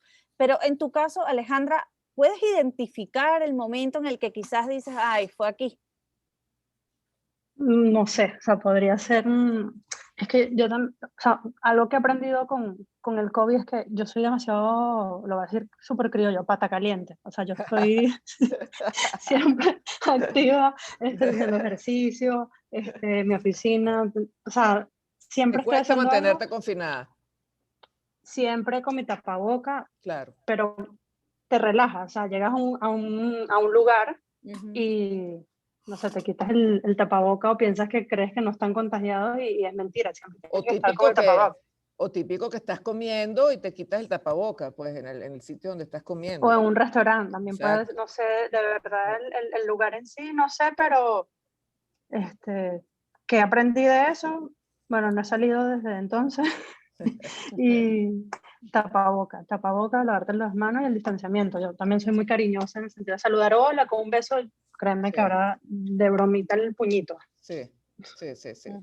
Sí, bueno, y a cuidarse, ¿no? Y a cuidarnos todos, A porque, cuidarse. bueno, ustedes, qué buena la descripción que han hecho de la enfermedad, porque, bueno, son dos casos, pero hay muchos casos, o sea, son dos casos distintos, pero hay similitudes. Y describen lo que a lo mejor están viviendo muchas personas en este momento, ¿no? Así que, bueno. Y yo creo que también el post-COVID también es ese miedo, me ha pasado a mí los últimos Ajá. días, que llega de la noche y no quiero dormir porque no sé, creo que no quiero dormir porque no siento que no voy a despertar. Bueno, fíjate, Y trato, Alejandra, fíjate que lo que estás diciendo es tan así que estaba leyendo un trabajo, creo que era del País o de la BBC, donde hablaba del síndrome postraumático del COVID. O sea, lo que estás viviendo, no te creas la única. La gente que ha sufrido COVID se queda con eso. Hoy se lo comenté a mi tía que es mi doctora y me dice, no, eso es como que yo creo que es una secuela que te da porque empiezo rezo, pienso a pensar bonito, nada, me estoy acostando casi a las 4 de la mañana, que ya no aguanto más el cansancio y ahí es que cierro los ojos y ya a otra vez de la mañana estoy despierta temprano. Mira, te lo voy a leer porque me lo hizo llegar aquí, María Alejandra López. Es CNN en español. Dice, un estudio publicado en febrero del año 2021 encontró que el 30% de aquellos que experimentaron COVID tienen estrés postraumático. No se trata de un trastorno estrés postraumático eventual, sino de potencial de convertir una recuperación esperanzadora en una pesadilla viviente. Algunos expertos dicen que el mundo debería prepararse para una crisis de salud mental y muchos están hablando de eso, de una pandemia de salud mental a raíz del COVID. Sí, señor. Luisa, nos corresponde ya despedir, pero si pudieses dejarle un mensaje no solo de tu experiencia como médico pediatra, a quien en estos momentos quizás han recibido esa noticia de positivo en la prueba para COVID-19 o sus familiares. Sí, primero no entrar en pánico, siempre recordar que la mayoría de los pacientes evolucionan bien y evolucionan como un proceso viral cuyo tratamiento es reposo, líquidos y analgésicos en general. Luego, no automedicarse. Siempre acudir a un médico, ¿ok? Que es la persona que te va a oportunamente guiar en este proceso. No necesariamente tiene que ser una visita presencial, puede ser también online. Incluso ahorita existen redes de médicos, el SOS Medicina, que es gratuita y que puede también ayudarte un poco a seguir en ese proceso. Luego, no tienes por qué pasarlo solo, a pesar de que estás en aislamiento. Tienes que echar mano de tus amigos, de tus familiares, a través de las videollamadas, a través de ese apoyo cálido, aunque sea a través de una llamada, porque eso es importantísimo para mantenerse en pie, para manejar el miedo, que es uno de los síntomas más dominantes en esta enfermedad, y seguir adelante. Bueno, muchísimas gracias a las dos, tanto Alejandra Maya, administradora, quien sufrió caso cero de COVID, ya está mejor, y también de Luisa González Mundaray, pediatra, caso leve de COVID, y bueno, también que nos contó su experiencia, tanto la de ella como su familia. Muchísimas gracias a las dos y que bueno, que sigan con muy buena salud. Gracias. Amén. Gracias. Hasta luego. Chao, chao. Hasta luego. Oye, Marisabel, qué interesante descubrir además los puntos en común, incluso las lecciones que Alejandra dice que le quedan de toda de esta experiencia, porque queremos continuar con nuestra vida. Estamos obstinados de estar encerrados, de quizás no trabajar de la manera habitual, del teletrabajo, de no poder hacer ejercicio en grupo como nos gusta hacerlo, pero tiene una razón de ser, y en el momento en el que quizás nos descuidamos, puede ocurrir lo que nadie quiere que ocurra, que es contagiarse, y además se suma al miedo que ellas dos describieron. También puede ser el sentimiento de culpa de que otra persona se enferme porque tú llevaste la enfermedad a casa. Sí, señor. Bueno, al miedo hay que matarlo con esperanza, y una de las fuentes mayores de esperanza es la fe, es la espiritualidad, y en estos días de Semana Santa, que bueno, quienes profesamos la fe católica aprovechamos para hacer introspección y pensar un poquito pues en las cosas de la vida. Qué bueno tener con nosotros, creo que ya lo tenemos allí, ya está con nosotros el padre Arturo Peraza, sacerdote jesuita, quien está frente a la Universidad Católica allá en Puerto Ordaz. ¿Cómo estás, padre? ¿Cómo te ha ido? Marisabel, un placer nuevamente estar contigo, poder coincidir, y particularmente en un programa como este, en donde, como tú acabas de decir, cómo hablar de la esperanza en medio del dolor y en medio de la dificultad. Creo que ese es el tema de la Pascua. Eso es lo que simbolizamos una y otra vez cada vez que llegamos a la Semana Santa, porque en el fondo ese es el centro de la fe cristiana. Entonces, de verdad, un placer poder compartir contigo algunas reflexiones. Está también aquí conmigo Lila Banorio y bueno, todo este equipo que estamos llevando esta transmisión.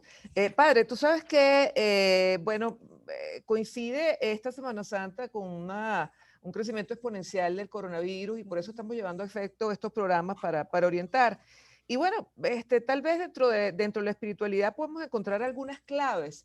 En lo particular, ¿qué nos recomienda en medio de esta situación que estamos viviendo, en la cual, fíjate la palabra miedo, y se me ocurre pensar que Jesucristo el día de su crucifixión, o sea, hoy Viernes Santo, sentía muchísimo miedo. Sin embargo, sentía también, estaba clarísimo de la esperanza que significaba lo que vendría 3 días después. Sí, fíjate lo siguiente, ¿no? Vaya, lo primero es quizás la Pascua como actitud espiritual es la posibilidad de tratar de entender lo que aparece como oculto o no claro al principio. Es decir, para los discípulos, para toda la gente, para María Magdalena, para todos los que estaban allí, incluso para Jesús, es una derrota terrible. Es decir, el pueblo que él intentó salvar, el pueblo que él trató de acompañar es el que aclama que lo mate. Los discípulos se largan, Pedro lo niega, Judas lo traiciona. Es una historia honestamente excesivamente dramática, y todo parece como caerse, pero justo el camino cristiano lee que este es el momento en que él se empodera como Señor. De hecho, desde el primer texto del Evangelio aparece esa idea de que es allí preso Jesús delante de Caifás cuando por primera vez él dice claramente, sí, yo soy el rey. Pero es contradictorio porque la imagen no tiene nada que ver con lo que está diciendo. Entonces habría que leer, quizás nosotros lo estamos viendo, o sea, una cosa es ver con los ojos físicos un problema, y otra cosa es verlo con los ojos del alma. Y esto exige otra actitud. ¿Cómo leer la pandemia entonces? Porque estoy poniendo ese análogo allí de lo que conmemoramos y recordamos, y mirar a un crucificado que era de las cosas más espantosas. Pero no tenemos idea de lo que era eso. En realidad tenemos figuras demasiado estilizadas de una cosa que era absolutamente horrorosa, y que yo a la gente, para decirle algo gráfico que nos ponga un poco en contexto, le digo, mire, usted cada vez que carga un crucifijo es como si cargara una silla eléctrica con el sujeto electrocutándose. Y eso, usted dice, eso es Dios. Bueno, claro, usted echa para atrás y dice, bueno, a mí no me gusta eso como Dios. Ajá, ¿qué me quiere decir esto como contrajuego, como choque? Lo primero que yo quisiera poner cuando pienso en la pandemia, dos elementos que el Papa ha hablado frente a la humanidad. La pandemia no es algo que Dios crea, igualito que Dios no mandó a matar a su hijo. Dios mandó a su hijo a predicar la buena noticia y a querer a la gente. Que el resultado fuera que nosotros lo mandáramos a la cruz, es harina de otro costal. Y allí, cuando el Papa se consigue frente a esta pandemia, él tiene dos gestos fundamentales. La primera gesto es toda la humanidad la que está involucrada. Entonces creo que la primera lectura tenemos que hacerlo como humanidad. Somos todos, estamos en el mismo barco, no importa si usted está en Italia, en la Amazonia, en España, en Venezuela, en Estados Unidos. Todos somos uno. Y deberíamos darnos cuenta que no vamos a salir si no somos uno, si no somos humanidad. Entonces, esta salida de que cada país o cada cosita consigue su salida es una salida en falso. Sí. Es como nuestra seguridad en nuestras urbanizaciones tratando de protegernos de una delincuencia que está desbordada por los 4 cuadras. Entonces tú dices, ¿de qué te estás protegiendo en realidad? De nada, de nada. Es una trampa. O salimos todos o no sale nadie. Sí, por eso es como una primera actitud de solidaridad humana. Démonos cuenta que esto nos está invitando a una actitud que me parece que es clave, ¿no? Y una segunda cosa que quisiera poner delante. Yo creo que la pandemia también nos ha devuelto un cierto nivel de humildad. Nosotros pensábamos que todo lo podíamos, que todo lo teníamos, que nada nos podía tocar. Y bueno, un virus que ni siquiera es una cosa viva propiamente dicha. Ni visible. Ni siquiera es una bacteria. Pues paró aviones, paró trenes, paró viajes, paró economía, paró todo. Paró todo el aparente poder humano. De nuevo, es la Torre de Babel contada una y otra vez. El ser humano montándose en su Torre de Babel y incapaz de darse cuenta que no somos Dios. No somos Dios. Y quizás nos hace falta cierta actitud de humildad, porque cuando nos montamos como Dios, entonces nos volvemos los Caifás y los Anás y los Pilatos de la historia, que creemos que aplastando llegamos a donde queremos llegar y no llegamos a nada. Y quizás, padre, una de las cosas, ha hablado sobre la solidaridad humana, además de la humildad, y una de las cosas que alertan los organismos internacionales, por ejemplo, la Organización Mundial de la Salud, así como incluso el Banco Mundial, hablan del temor que pueda haber en ampliar la brecha de desigualdad con estos esquemas de vacunación que quizás terminen privilegiando a un grupo. Y todo el mundo quiere vacunarse primero. Es lógico, es sensato, pero supone también dejar a un lado tu interés particular y decir, bueno, yo soy una persona joven, no soy médico, no estoy en contacto diario con gente con coronavirus, puedo ceder mi turno o entender que la prioridad sea quizás el médico que sí está allí atendiendo a todos los pacientes que además están atravesando por momentos sumamente difíciles. ¿Cómo esa desigualdad se puede combatir con solidaridad? ¿Seremos capaces de poner eso en la balanza? Fíjate que creo que has puesto como una segunda dimensión de lectura que quiero proponerte. Y me alegra porque llega sola ella, ¿no? Yo hablo del nivel humanidad, pero después habría que bajar al nivel país, Venezuela, nosotros.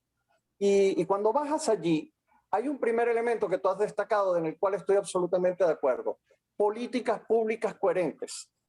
Eso es parte de la moral y de la ética, no es solamente politiquería de partidos y si fulano dijo o no dijo, quién es y quién no es. No, perdón, estamos hablando de la vida de la gente. Estamos hablando de personas. Eso es mucho más grande que qué partido y quién está en Miraflores y quién no está y quién dice y quién deja de decir.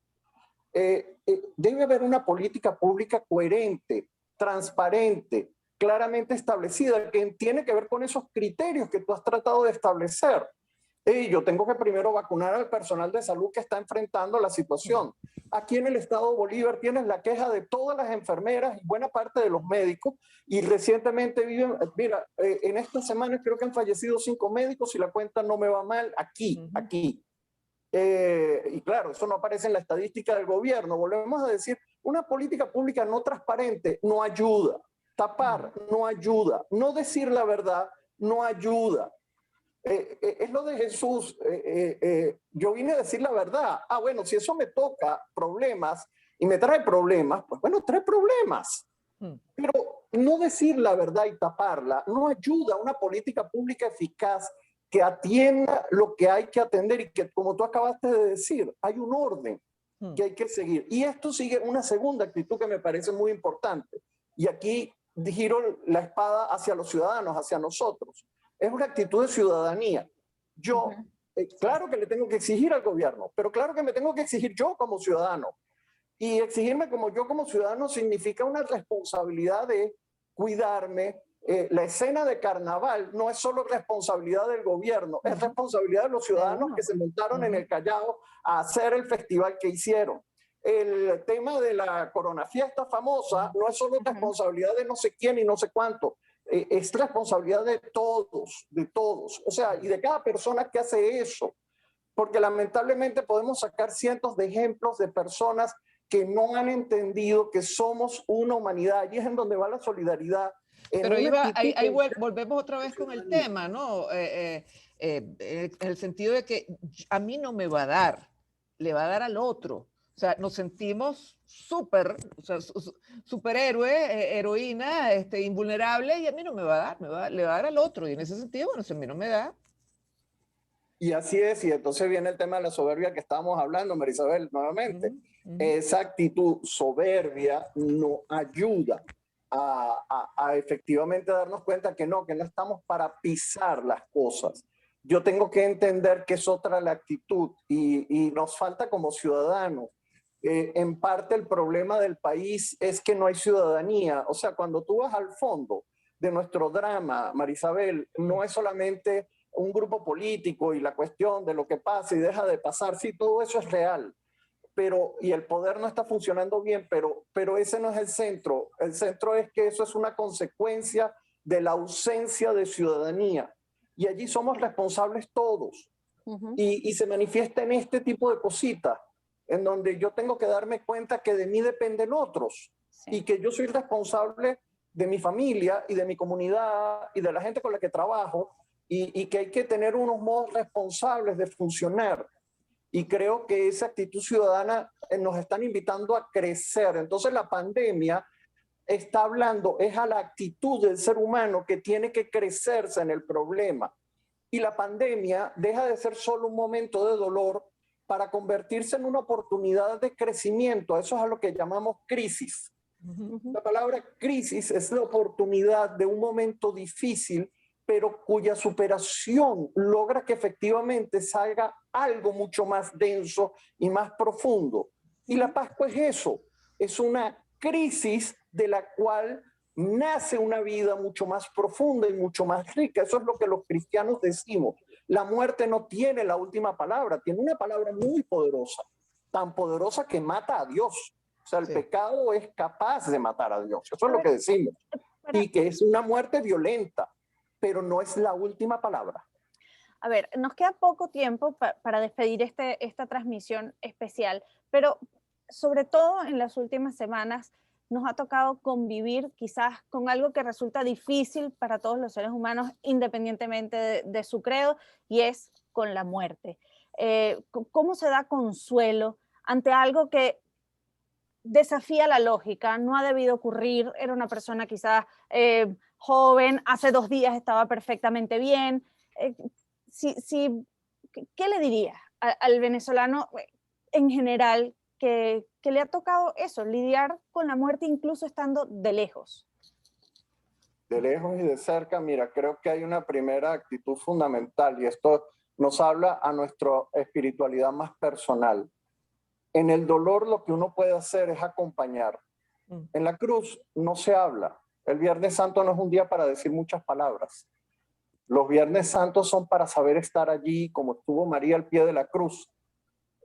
Es una actitud que es difícil, pero hay que aprender a entrar en el silencio de la presencia que acompaña y sabe ser cercano. Y sabe decir, estoy aquí. Y estoy con mi dolor, y estoy con mi tristeza, y estoy con mi shock, pero estoy de pie además. Esa imagen de María de pie, es que lo dice Juan de una manera tan bárbara, de pie ante la cruz de su hijo. Y es su madre. Y yo creo que a muchos les ha tocado tener que vivir esa escena. De allí una segunda actitud que te diría que creo que es importante. Hay veces que uno tiene que aprender a amarrarse como un clavo caliente a Dios y a la Virgen en estos tiempos y saber pedirles que a uno le den fortaleza. Porque no es fácil y a veces sí estás ante el absurdo, como tú acabaste de decir. También la muerte de ese sujeto de 33 años fue un absurdo para todos los que lo vivieron. Y después se descubre que hay un camino más allá, pero yo creo que eso es un proceso. Y creo que ese proceso es el que necesitamos ir abriendo a nivel personal, en ese acompañamiento del dolor, en esa forma de poder recordar a los nuestros y poder seguir la lucha por mejorar nuestro país. Creo que en el fondo hay cosas que hacer y cosas que abrir, y que en la dinámica de agarrarnos a Dios y de poder poner en Él nuestra esperanza es en donde podemos conseguir futuro. Bueno, padre, muchísimas gracias por habernos acompañado durante esta tarde, darnos pues esta lectura tan rica, tan bonita de un día como hoy en el contexto de esta pandemia. Era el padre Arturo Peraza, sacerdote jesuita y vicerrector del núcleo de la Universidad Católica en Guayana. Gran abrazo, padre. Chao. Hasta luego. Muchísimas Chao. gracias. Oye, A Marisabel, ustedes. hemos tenido unas conversaciones sumamente interesantes desde distintas perspectivas, y quizás me quedo con una palabra que acaba de decir el padre Arturo Peraza, y es ese concepto de ciudadanía. No solo aplicado al término de entender las prioridades y las políticas públicas y el orden para poder salir todos juntos de esto, sino también en la responsabilidad individual que tenemos cada uno de nosotros de cuidarnos. Nos encantaría ir a una celebración, una fiesta, porque además tenemos ganas acumuladas de celebrar y de bailar, y de estar juntos y de abrazarnos, pero no es el momento y ponemos en riesgo a los demás. Tendría consecuencias quizás muy tristes para muchas personas no entender esa obligación o ese compromiso que tenemos con el otro. Mira, tú sabes lo que cuesta, y aquí estoy hablando como mamá, de muchachos jóvenes, oye, que se queden en casa y que entiendan esto, ¿no? Entonces, bueno, es un tema que deberíamos tratar si hay la posibilidad de otra nueva transmisión. Bueno, pero bueno, vamos a despedirnos, Lila. Para mí un gustazo, ¿verdad? Compartir contigo, ha sido una tarde de tertulia. Tomamos tecito, conversamos, nos instruimos, aprendimos muchísimas cosas y bueno, la pasamos, dentro de todo la pasamos bien. Y junto a todo este equipo, Valeria Fernández, Luis Ignacio Dugarte, Julieta Tamayo, Juan Carlos Alique, Weifer Rodríguez, Isabel Iturriza y Ricardo Martínez Osorio, y los jefes. Claro, a los que también hay que hacerle una mención especial por además estas iniciativas y ese compromiso de acompañar a los venezolanos a través de las distintas señales y circuitos que pertenecen a la familia de Unión Radio.